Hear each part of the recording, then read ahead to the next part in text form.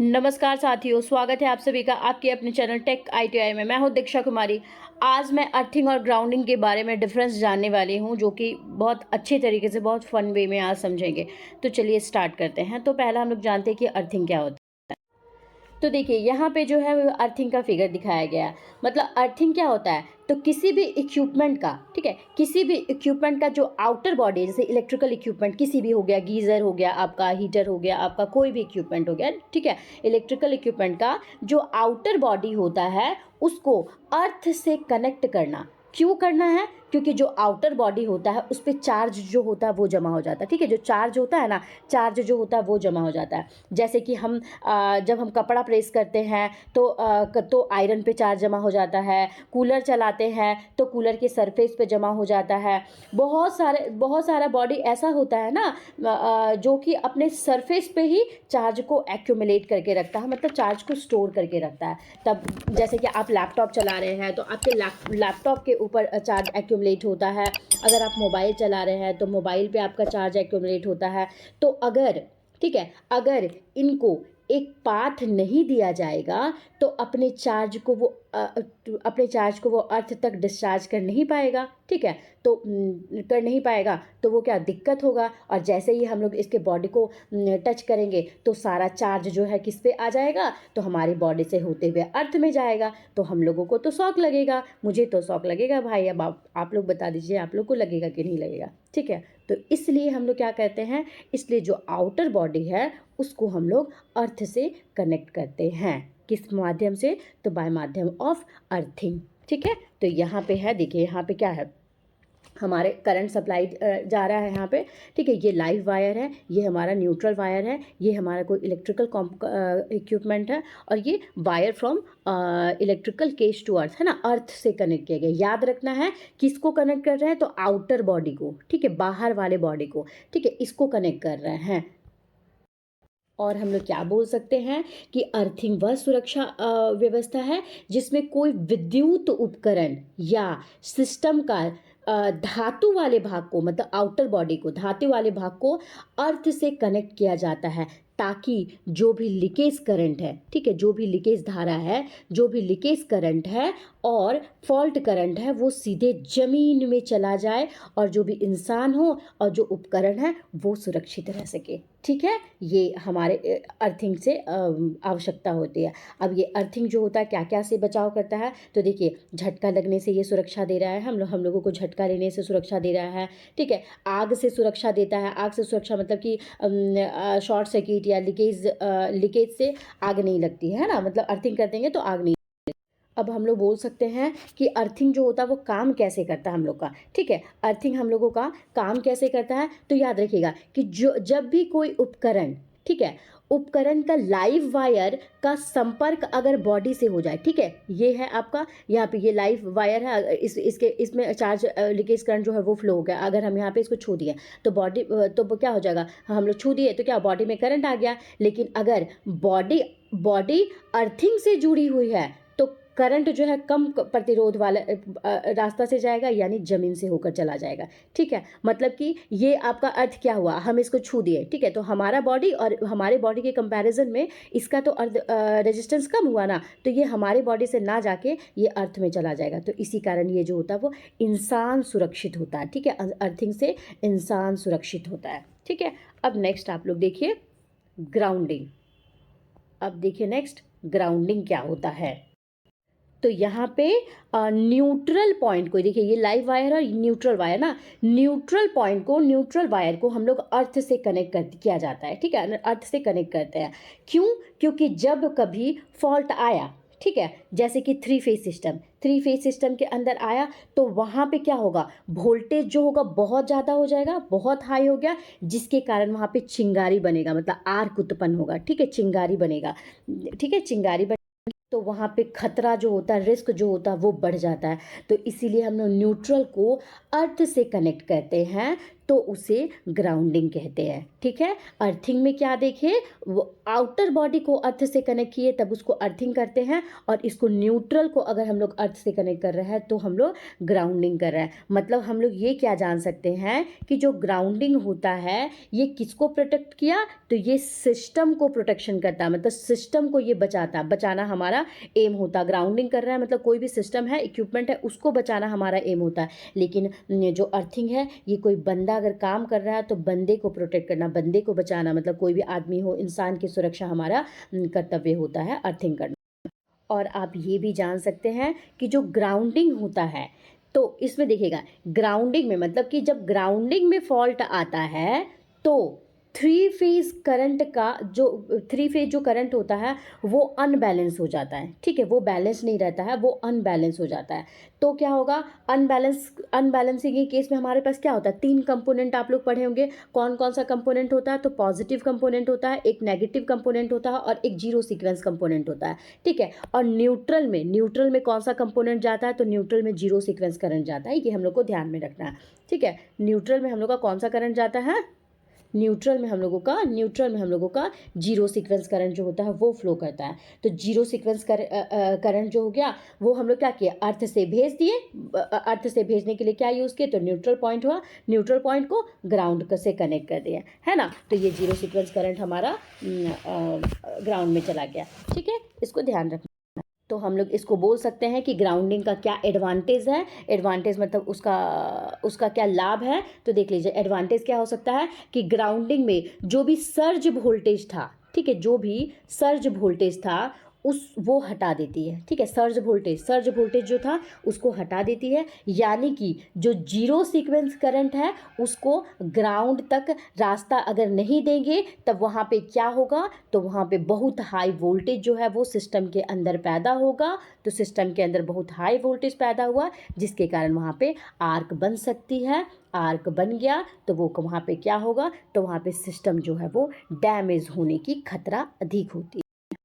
तो हम लोग ये कह सकते हैं सरल शब्दों में कि ग्राउंडिंग क्या है। ठीक है, ग्राउंडिंग क्या है, तो हम लोग बोलेंगे ग्राउंडिंग वह व्यवस्था है जिसमें कोई इलेक्ट्रिकल सिस्टम के न्यूट्रल पॉइंट को, इलेक्ट्रिकल सिस्टम के ये न्यूट्रल पॉइंट था ना, न्यूट्रल पॉइंट को या किसी रेफरेंस पॉइंट को धरती तक जोड़ना। ठीक है, धरती मतलब ग्राउंड तक जोड़ना, क्यों, ताकि सिस्टम का वोल्टेज जो है वो स्थिर रहे, है ना। अगर अनबैलेंस हो जाएगा तो बहुत ज़्यादा हाई वोल्टेज होगा तो आर्क बहुत ज़्यादा, चिंगारी बहुत ज़्यादा होगा तो सिस्टम का डैमेज हो जाएगा ना।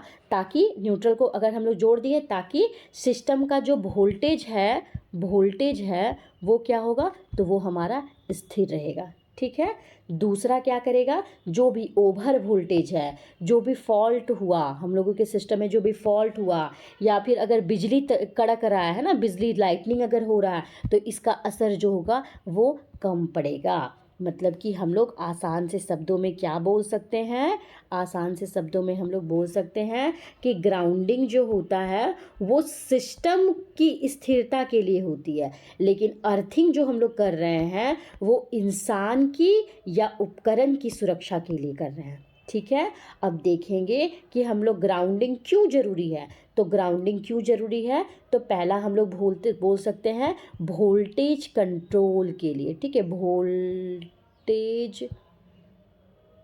एक मिनट, वोल्टेज कंट्रोल के लिए। ठीक है, वोल्टेज कंट्रोल के लिए। ठीक है, दूसरा क्या होता है, तो ओवर वोल्टेज से सुरक्षा के लिए। ओवर वोल्टेज मतलब जो भी हमारा लाइटनिंग हो गया, सर्ज हो गया, इससे असर जो होता है वो कम करता है। ठीक है, हम लोग तीसरा बोल सकते हैं कि आपका जो भी प्रोटेक्शन सिस्टम है, मतलब जो भी प्रोटेक्शन डिवाइस है वो सही से काम कर रहा है, करे। मतलब प्रोटेक्शन डिवाइस मतलब जो भी हम लोग रिले यूज़ किए हैं, जो भी MCB यूज़ किए हैं, जो भी RCC यूज़ किए हैं, ये सब अच्छे से काम करे। ठीक है, चौथा क्या बोल सकते हैं हम लोग, तो चौथा हम लोग बोल सकते हैं कि चौथा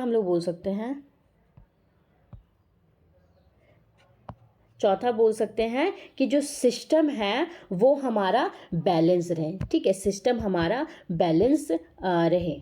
मतलब फेज वोल्टेज सही से रहे, ठीक है। और पांचवा बोल सकते हैं इंडस्ट्रियल सेफ्टी के लिए, ठीक है, इंडस्ट्रियल सेफ्टी के लिए हम लोग बोल सकते हैं, मतलब कि जो बड़े नेटवर्क होते हैं ना वो सब हमारा सुरक्षित रहे, वो बोल सकते हैं, ठीक है। अगर पूछेगा कि ग्राउंडिंग कैसे काम करता है तो याद रखना है कि ट्रांसफार्मर या जनरेटर के न्यूट्रल पॉइंट को कहाँ से जोड़ेंगे, तो ग्राउंड से जोड़ेंगे। यदि किसी कारण वोल्टेज अगर बढ़ गया या फॉल्ट आ गया तो जो भी अतिरिक्त करंट है, ठीक है, जो भी अतिरिक्त करंट है वो ज़मीन में चला जाएगा, और ज़मीन में चला गया तब क्या होगा, हमारा सिस्टम क्या हो जाएगा, सुरक्षित हो जाएगा, ठीक है। इसको ध्यान में हम लोगों को रखना है, ठीक है।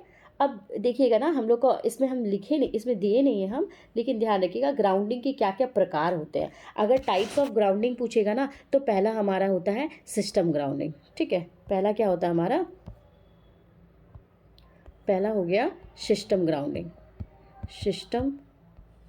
ग्राउंडिंग।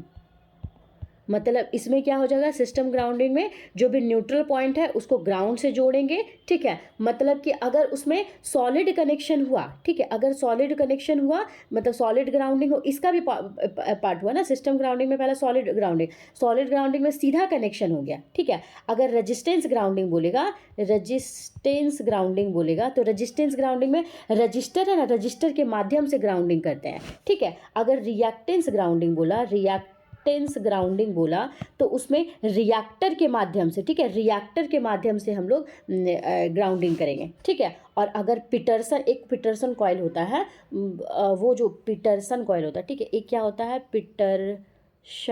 पिटरसन कॉइल होता है, तो ये क्या हो जाएगा, अर्थ फॉल्ट होता है ना उसको कम करने के लिए कॉइल करते हैं, ठीक है, कॉइल का यूज़ करते हैं पिटरसन कॉइल को। मतलब कहाँ यूज़ करेंगे, तो जो भी पावर सिस्टम है उसमें यूज़ करेंगे, सब स्टेशन होता है उसमें यूज़ करेंगे। तो पहला सिस्टम ग्राउंडिंग में इस चारों तरीके से हम लोग इक्विपमेंट ग्राउंडिंग पढ़ेंगे, ठीक है। दूसरा क्या पढ़ेंगे, दूसरा हम लोग इक्विपमेंट ग्राउंडिंग पढ़ेंगे। पहला हम लोग क्या पढ़े, पहला हम लोग सिस्टम ग्राउंडिंग पढ़े, ठीक है, और दूसरा इक्विपमेंट ग्राउंडिंग पढ़ेंगे, ये ध्यान रखना है, ठीक है। इक्विपमेंट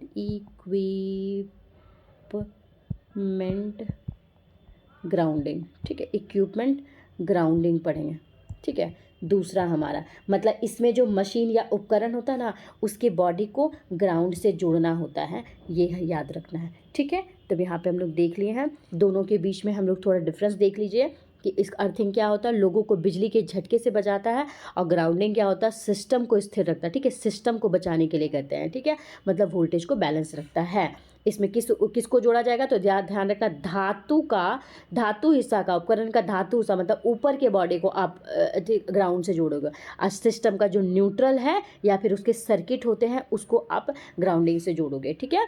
और करंट का प्रकार में देखेंगे कैसा होता है, तो इसमें फॉल्ट करंट या लीकेज करंट को ये ले जाता है ना, जो भी एक्स्ट्रा करंट या लीकेज करंट हो उसको ना ज़मीन पे ले जाता है। लेकिन ग्राउंडिंग क्या करता है, जो सिस्टम का करंट होता है ना, वर्किंग करंट, उसके लिए ये रेफरेंस बनाता है। रेफरेंस मतलब जीरो बनाएगा, मतलब कि वो ग्राउंड कर देता है, ठीक है।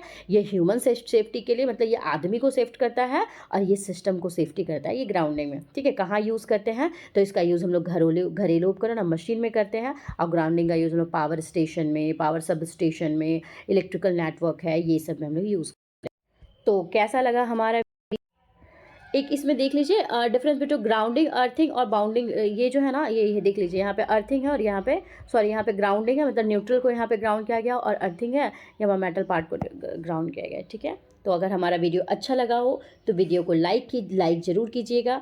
अगर चैनल में पहली बार अगर आए हैं आप, या फिर आते रहते हैं लेकिन सब्सक्राइब नहीं किए हैं, तो भाई लोग सब्सक्राइब कर लेना, और सभी बच्चे बेल आइकन बजा लीजिए ताकि नोटिफिकेशन आते रहे।